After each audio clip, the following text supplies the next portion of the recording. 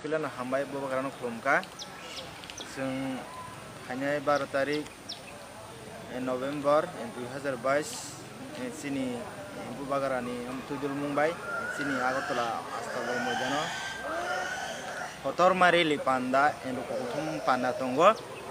के आलुको कुथुम पान्दा वो आं सिनि 29 कृष्णपुर YTF नि उंगुई o sini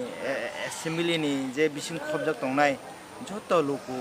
okra sakra tai sini YTF sangra rono ajago thana bagui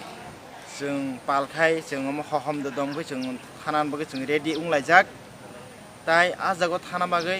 आं सिनि joto sini तिप्रासा सिनि 29 कृष्णपुरनि जे